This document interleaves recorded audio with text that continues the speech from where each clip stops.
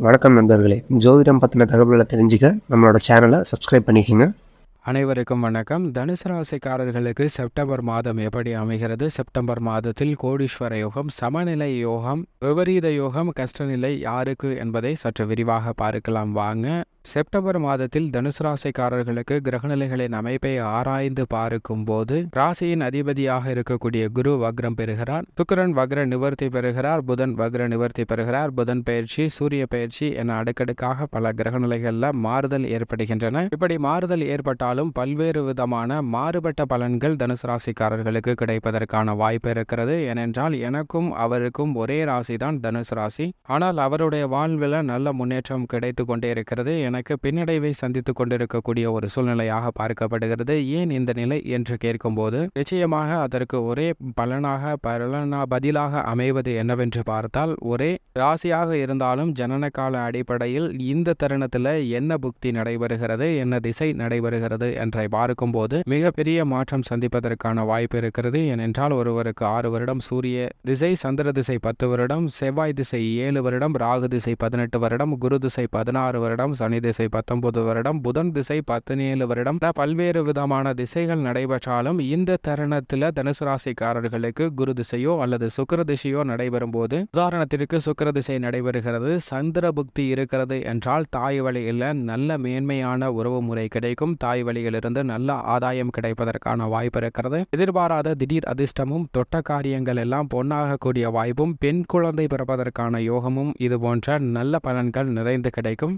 இது போன்ற அமைப்பு மிக வலுவாக இருக்கும்போது கோடீஸ்வர யோகம், அதாவது குருபுக்தி நடைபெற்றால் செல்வ செழிப்பு என்பது மிக அபரிவிதமாக கிடைப்பதற்கான வாய்ப்பு இருக்குங்க. இது போன்ற அமைப்பு 5-10% தனுசு ராசிக்காரர்களுக்கு கிடைக்க இருக்கிறது என்பதை கோடீஸ்வர யோகமாக உறுதிப்படுத்துகின்றன திசைகள். அது மட்டுமல்லாது கஷ்ட யோகம் என்று சொல்லக்கூடிய, கஷ்ட நிலை என்று சொல்லக்கூடிய சனி திசையில செவ்வாய் புக்தி நடைபெறும் போது எதிர்பாராத பல சிரமம் இருக்குங்க. இதை கஷ்டம் நிலை என்று சொல்லலாம். ஆனால் அதே சமயம் விபரீத நிலை என்று சொல்லும்போது ராகு திசை நடைபெற்று கொண்டிருக்கிறது. ராகு திசையில குரு மிக வலுவாக புக்தியில் அமர்ந்திருக்கிறார் என்றால் மிக நிறைந்த நன்மை கிடைக்குங்க. அதே சமயம் சனியோ அல்லது செவ்வாயோ அமர்க்கும் போது மாறுபட்ட எதிர்மறையான பலன் கிடைப்பதற்கான வாய்ப்பு இருக்கிறது.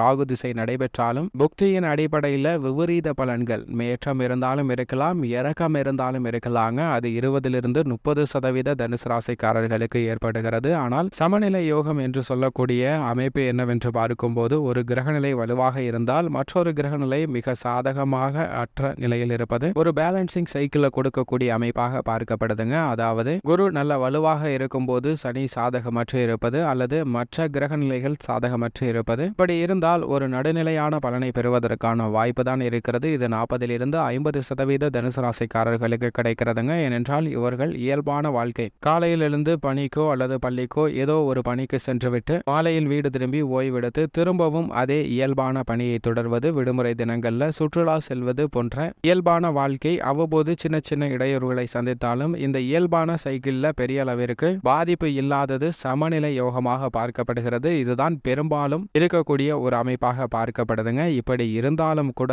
இந்த தருணத்துல கிரகநிலைகளின் அமைப்பை பொறுத்து தனுசு ராசிக்காரர்களுக்கு எந்தெந்த விஷயங்கள்ல நன்மை நிறைந்திருக்கு, அதே சமயம் கவனத்துடன் இருக்க வேண்டும் என்று பார்க்கும்போது, ராசியின் அதிபதி இந்த தருணத்துல வக்ரத்தில் திரும்புகிறாருங்க. செப்டம்பர் 12 முதல் ராசியின் அதிபதியான குரு பகவான் வக்ரகதியில் திரும்புகிறார். அவர் பூர்வ புண்ணியஸ்தானத்தில் வீற்றிருக்கிறார். அவர் வக்ரகதியில் திரும்பினாலும் பெரிய அளவிற்கு சிரமம் இல்லை. ஏனென்றால் முழு சுபகிரகமாகவும் தோஷமற்றவராகவும் இருக்கிறார். எனவே பெரிய அளவிற்கு பாதிப்பு இல்லை. நல்ல பலன்கள் நிறைந்து கிடைக்கும். ஏனென்றால் அவருடைய சுப பார்வை ஜென்ம ராசிக்கும் பாக்கியஸ்தானம் மற்றும் லாபஸ்தானத்திற்கும் தனுசு ராசிக்காரர்களுக்கு நிறைந்து கிடைக்கிறது. இது வரவேற்கத்தக்க ஒரு அமைப்பாக பார்க்கப்படுகிறது. எனவே குடும்ப ரீதியாக இருக்கக்கூடிய பல சிரமங்கள் விலகுங்க. வருமானம் அதிகரிக்கக்கூடிய வகையில் நீங்கள் நினைக்கக்கூடிய நல்ல வாய்ப்புகள் குடும்ப ரீதியான விஷயங்கள்ல கிடைக்கிறது. பெரிய அளவிற்கு தொல்லையோ தொந்தரவோ இல்லாத ஒரு அமைப்பாக தான் பார்க்கப்படுகிறது என்பதை உறுதிப்படுத்துகிறாருங்க. விரைய செலவுகள் கட்டுக்குள் வரும். நீங்கள் நினைத்தபடியே சொந்தமாக வீடு, நிலம், வாகனம் வாங்குவதற்கான யோகமும் உணர்ச்சி வசப்படுதலை கட்டுப்படுத்தி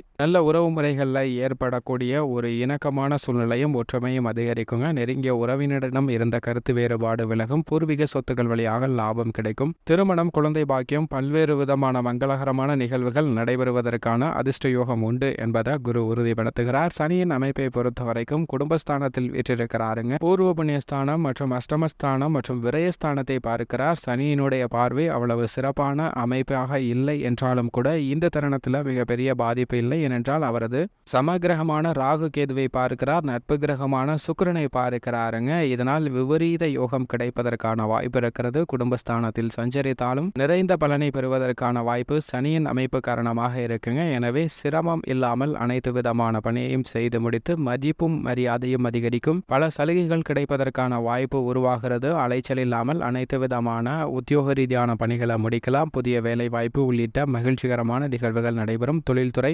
வியாபாரத்துறையில் புதிய ஒப்பந்தங்கள் கிடைக்கும். நிதி நிறுவனங்கள் பங்குதாரர்கள் வாடிக்கையாளர்களின் ஒத்துழைப்பு சாதகமாக அமைவதால் லாபம் அதிகரிக்கும். நஷ்டம் ஏற்படுவதற்கான வாய்ப்பு மிக குறைவு. புதிய திட்டங்களை இந்த தருணத்தில் செயல்படுத்த முயற்சி செய்யலாம். நல்ல முன்னேற்றம் கிடைக்கும். மேலும் இந்த தருணத்தில் கவனத்துடன் நடைபெறுவதால் சரியான முதலீடு செய்வதற்கான வாய்ப்பும் தைரியமாக அனைத்து விதமான பணிகளை துவங்குவதற்கான யோகமும் இருக்கிறது. இந்த தருணத்தில் மற்றவர்களுக்கு வேலை வாய்ப்பு கொடுக்கக்கூடிய யோகத்தை கூட சனி பகவான் உருவாக்கி கொடுக்கிறாருங்க. செவ்வாயின் அமைப்பை பொறுத்த வரைக்கும் செவ்வாய் தொழில் ஸ்தானமாகிய 10ஆம் இடத்தில் வலுவாக அமர்ந்து சஞ்சரிக்கிறாருங்க. அவருடைய பார்வை 3, 4, 7 ஆகிய இடங்கள்ல கிடைக்கிறது. சகாயஸ்தானம், அர்த்தாஷ்டகஸ்தானம் மற்றும் சப்தமஸ்தானத்தில் விழுவதால் இந்த தருணத்துல பாக பிரிவினை மற்றும் அக்கம் பக்கத்து நிலத்தாரிடம் இருக்கக்கூடிய பிரச்சனை சுமூகமாக தீர்வு காணப்படும். விளைச்சல் அதிகரிக்கும். கால்நடை வளர்ப்புல அபிவிருத்தி அடையக்கூடிய ஒரு தருணமாக தனுசு ராசிக்காரர்களுக்கு பார்க்கப்படுகிறது. பல சிரமங்கள் நிச்சயமாக குறைகிறது. சூரியனை பொறுத்த வரைக்கும் அவர் மிக வலுவாக இந்த தருணத்தில் துவக்கத்தில் பாக்கியஸ்தானத்திலும் பிற்பகுதியில் ஜீவனஸ்தானத்திலும் சஞ்சரிக்க போகிறாருங்க. சூரியனின் அமைப்பு மிக பெரிய அளவில் நல்ல முன்னேற்றத்தை கொடுக்கக்கூடிய ஒரு அமைப்பாகவும் அரசாங்க சலுகைகள் உள்ளிட்ட பல நன்மைகள் நிறைந்து கிடைக்கக்கூடிய வாய்ப்பை உறுதிப்படுத்துகிறது. சுக்கிரனின் அமைப்பை பொறுத்த வரைக்கும் சுக்கிரன் அஷ்டமத்தில் வக்ரகதியில் சஞ்சரிக்கிறார். தனஸ்தானத்தை பார்க்கிறார். இது வரவேற்கத்தக்க ஒரு அமைப்பாக பார்க்கப்படுகிறது. வக்ர நிவர்த்தி பெறுவதால் சில சிரமம் இருக்கும்.